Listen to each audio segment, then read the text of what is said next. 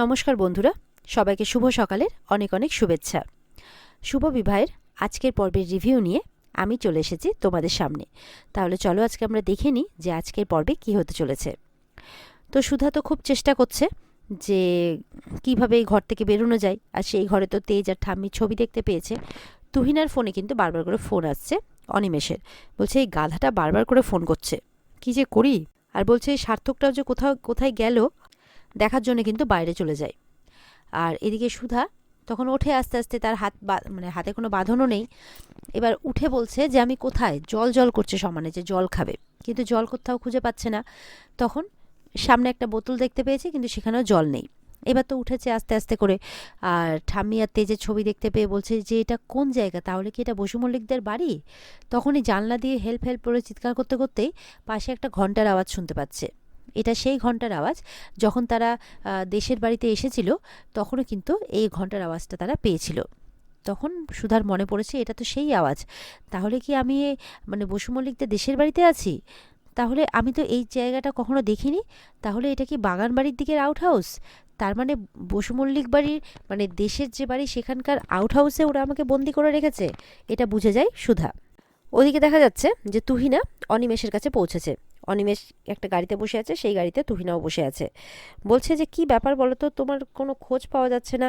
আর ওদিকে শুনলাম যে ওই বৌদিকে নাকি খুঁজে পাওয়া যাচ্ছে না, কি হচ্ছে বসু মল্লিক বাড়িতে, আমি তো কিছু খবরও পাচ্ছি না। তখন বলছে যে তুমি চাও না বড়লোক হতে বেবি? বলছে হ্যাঁ সে তো চাই। বলে তাহলে এখন তোমাকে যা বলবো তাই তোমাকে করতে হবে। তো অনিমেষ তো কিছু বুঝতে পারছে না যে তুহিনা কি বলছে।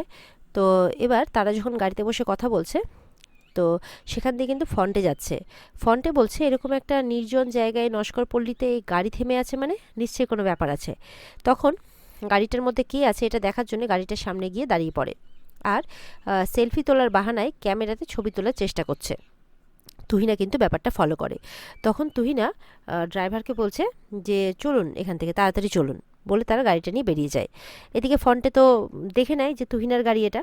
তখন অনিমেষকে ফট করে জানিয়ে দেয় যে এরকম এরকম ব্যাপার, তুহিনাকে দেখলাম গাড়ি নিয়ে এরকম নস্কর পল্লীতে, তো আমি ছবি তুলেছি আপনাকে পাঠালাম। তো অনিমেষও ওদিকে ইন্সপেক্টর আশুতোষও ভাবছে আর কি যে ওরা এখন নস্কর পল্লীতে কী করছে। যাই হোক, তখন ইন্সপেক্টর আশুতোষকে তো ছবিটা পাঠিয়ে দিয়েছে ফন্টে।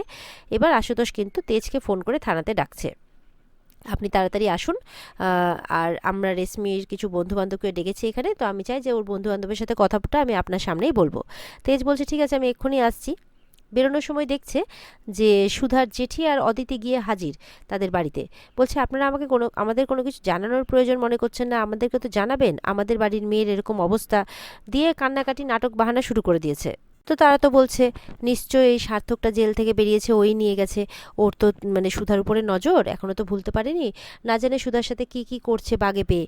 তখন তেজ বলছে কিচ্ছু হবে না, সুধা যথেষ্ট বুদ্ধিমতী, যথেষ্ট সাহসী, ওর সাথে কেউ কিচ্ছু খারাপ করতে পারবে না। আর আমি কথা দিচ্ছি সবাইকে, 24 ঘন্টার মধ্যে আমি সুধাকে বাড়ি ফিরিয়ে আনবো। ওদিকে সুধা তো খুব জানার চেষ্টা করছে, বাইরে বেরোনোর চেষ্টা করছে। ঠিক সেই সময় সার্থক চলে আসে হাতে লাল রঙের বেনারসি নিয়ে, আর সুধাকে বলতে থাকে যে তার সাথে নাকি 7 পাক ঘুরে বিয়ে করবে। মানে সুধা নাকি ওরই বউ ছিল আর ওরই বউ থাকবে। তারপরে তো তেজকেও মারার হুমকি দিচ্ছে। সুধা বলছে না, তুমি তেজের কোনো ক্ষতি করবে না, ঠিক আছে তুমি যা বলবে আমি তাই করব। বলে আচ্ছা ঠিক আছে, শুনবে তো আমার কথা? বলে হ্যাঁ শুনবো, কিন্তু তেজের কোনো ক্ষতি তুমি করবে না। ওদিকে সুধাকে বলছে যাও, এখানে electric kettle, cup, plate, coffee, জল সব রাখা আছে, যা যা দরকার সব রাখা আছে, আমাকে কফি বানিয়ে দাও। তো সুধা তো কফি বানাচ্ছে, আর মনে মনে বলছে আমি তেজের কিচ্ছু হতে দেবো না, আর যে করেই হোক আমাকে এখান থেকে বেরোনোর রাস্তা খুঁজে বের করতেই হবে। আর ওদিকে থানাতে কিন্তু রেশমির সমস্ত বান্ধবীদের ডাকা হয়েছে। তাদের প্রশ্ন করা হচ্ছে, তারা তো সব ভয়ে ভয়ে আছে। শয়তান তো এক একটা ইমনের হয়ে কাজ করেছিল, আর রেশমিকে নিয়ে গেছিল ওখানে ইমনের কথা মতো। ওদিকে বান্ধবীদের তো জিজ্ঞাসা করা হচ্ছে। এবার 3জন বান্ধবীকে ডাকা হয়েছে, 2জন তো কিছু বলতে পারছে না কারণ দুজনের সঙ্গে ইনভলভ নই। তো যাকে জিজ্ঞাসা করা হচ্ছে সিমরান, কারণ তার বান্ধবীরা বলছে সিমরানই আমাদেরকে নিয়ে গেছিলো ওখানে। এবার সিমরানকে জিজ্ঞাসাবাদ করা হচ্ছে। সিমরান বলছে আমি তো কিছু জানি না, ওই ক্লাবটা খুব ফেমাস, তাই জন্য আমরা ওখানে নিয়ে গেছিলাম আর কি সবাই মিলে, আর খুব সেফটিও নাকি, সেফ নাকি ক্লাবটা। তখন ঝিনুক বলছে, একটা ধমক দিয়ে সোজা আঙুলে যখন ঘি না বেরোয় তখন আঙুল বেঁকাতে হয়, তাই এদেরকে এইভাবে করলে হবে না। বল বল সত্যিটা বল, যে কি করেছিস, কোথায় নিয়ে রেখেছিস আমার দিদিকে, সত্যিটা বল, যে কি জানিস এই ব্যাপারে। তখন বলছে, আমি সত্যি কিছু জানি না। তখন কিন্তু ইন্সপেক্টর আশুতোষ খুব রেগে যায়, একদম ধমক দিয়ে ওঠে, বলে সত্যিটা বলে দাও, যদি সত্যিটা না বলো তাহলে কিন্তু সত্যিটা তো আমি বের করেই ছাড়বো, কিন্তু তোমরাও কিন্তু কেউ ছাড়া পাবে না। তেজ বলছে, আমি কিন্তু তোমার ক্যারিয়ার নষ্ট করে দেবো, আগেই বলে দিলাম, তাই তুমি যদি নিজের ক্যারিয়ার বাঁচাতে চাও আর যদি এটা চাও যে তোমার মা বাবা না জানো, কারণ না বললে কিন্তু তোমার মা বাবাকেও এক্ষুনি ডেকে পাঠাবো, তাহলে কিন্তু সত্যিটা বলে দাও। এবার কিন্তু সিমরান খুব ভয় পেয়ে যায়।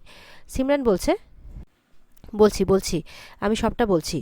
আসলে একজন মহিলা আমাকে অনেকগুলো টাকা দিয়ে বলেছিল যে রেশমিকে এরকম হোটেল নিউমনে নিয়ে যেতে, আর আমার টাকার দরকারও ছিল, তাই আমি রেশমিকে নিয়ে গেছি। তখন ঝিনুক বলছে, কিসের টাকার দরকার তোমার, হ্যাঁ কিসের টাকার দরকার, ক্লাব করবে, পার্টি করবে, এই জন্য তোমার টাকার দরকার ছিল, আর এই জন্য তুমি আমার দিদির জীবনটাকে শেষ করে দিলে, ছারখার করে দিলে, যদি আমার দিদির কোনো কিছু হয় আমি তোমাকে ছেড়ে কথা বলবো না, এইভাবে বলছে ঝিনুক। তখন অফিসার আশুতোষ বলছে, আমার সন্দেহটাই তাহলে একদম ঠিক ছিল, এটা পুরোটা একটা প্রি প্ল্যান্ড, পুরো ঠান্ডা মাথায় করা একটা প্ল্যান। সার্থক জানতো যে রেশমির কোনো ক্ষতি করলে বা রেশমিকে নিয়ে কিছু করলে রেশমিকে সুধা ঠিক বাঁচাতে যাবে, আর সেই সুযোগেই সুধা তাদের জালে ধরা পড়বে, আর ঠিক এমনটাই হয়েছে। তেজ তখন অফিসার আশুতোষকে বলছে যে ঠিক 24 ঘন্টা, ঠিক 24 ঘন্টার মধ্যে আমি সুধাকে যেখান থেকেই পারি খুঁজে বের করব। ওদিকে দেখা যাচ্ছে যে সার্থক তো সুধাকে কফি বানাতে বলেছে, এবার সুধা কফিটা বানিয়ে নিয়ে এসেছে, আর মনে মনে শুধু ভাবছে যে কিভাবে এখান থেকে বেরোনো যায়। তখন সার্থক বলছে, এই তোমার সেই পুরনো মানে একটা অভ্যেস যে একটা না একটা ভুল ত্রুটি তুমি ঠিক করবে, বলছে যে স্বভাবটা তোমার যায়নি, একটা না একটা ব্ল্যান্ডার তুমি করেই ছাড়বে, তাই না? চিনি কোথায়, চিনি কোথায় এতে? সুধা অবাক হয়ে তাকায় সার্থকের দিকে, বলছে চিনি দাওনি না এতে? তখন কি করে, কফিটা সুধার দিকে ছুঁড়ে ফেলে দেয়, আর সুধা বাঁচতে সাইডে সরে যায়, আর সুধার হাতে চোট লাগে। তখন সুধা চিৎকার করে আ করে, বলে ও লেগেছে না, লেগেছে সুধা। সুধা বলছে, জানো তো ভগবান যেটা করে মঙ্গলের জন্যই করে, চোট থাকলে বিয়ে হয় না। বলে তাই কি বলছো তুমি, দাঁড়াও আমি তোমার চোটে এক্ষুনি মলম লাগিয়ে দিচ্ছি। বলে কিছুতেই হতে পারে না, আমি এক্ষুনি এটা মলম লাগিয়ে ঠিক করে দেব, বিয়ে আমাদের হবেই। এই বলে বাইরে মলম আনতে যায়, দরজাটা লাগিয়ে দিয়ে যায়। সুধা বেরোনোর চেষ্টা করছে, দেখছে সার্থক দরজাটা লাগিয়ে দিয়ে গেছে। এরপরে সার্থক যখন ঘরে ঢোকে সুধা কিন্তু দরজার আড়ালেই থাকে। সার্থক যখন ঢুকে দেখে কি ব্যাপার, সুধা কই, সুধা পেছন দিয়ে কিন্তু দরজাটা দিয়ে বেরিয়ে যায়, পেছন দিক দিয়ে। সার্থক বুঝতে পারে না, এরপরে লক্ষ্য করতেই দেখে ঘরে তো নেই, তার মানে নিশ্চয়ই দরজা দিয়ে বেরিয়েছে। তখন সুধা সুধা বলে চিৎকার করছে ঘর থেকে, আর এদিকে সুধা বাইরে বেরিয়েছে। বাইরে বেরিয়ে দেখছে ঠিক আমি যেটা অনুমান করেছিলাম সেটা একদমই ঠিক, এটা বসু মল্লিক বাড়ির দেশের বাড়ি আর কি, দেশের বাড়ির আউট হাউস বাগানের দিকে। তো এবার চেষ্টা করতে থাকে যে সেখান থেকে পালানোর। আর এখানে আজকের পর্ব শেষ হয়ে যায়। তো বন্ধুরা, এই ছিল আজকের পর্বের রিভিউ। ভালো লেগে থাকলে কিন্তু পর্বকে লাইক কমেন্ট করে জানাতে ভুলবে না, আর আমাদের সাথে জুড়তে আমাদের চ্যানেলকে কিন্তু সাবস্ক্রাইব করতে ভুলবে না। তাহলে দেখা হচ্ছে তোমাদের সাথে আগামীকালকে নতুন পর্বের রিভিউ নিয়ে। আর এই পর্বের বিস্তারিত দেখতে অবশ্যই স্টার জলসার পর্দায় চোখ রাখবে। তাহলে ভালো থেকো সবাই, টাটা।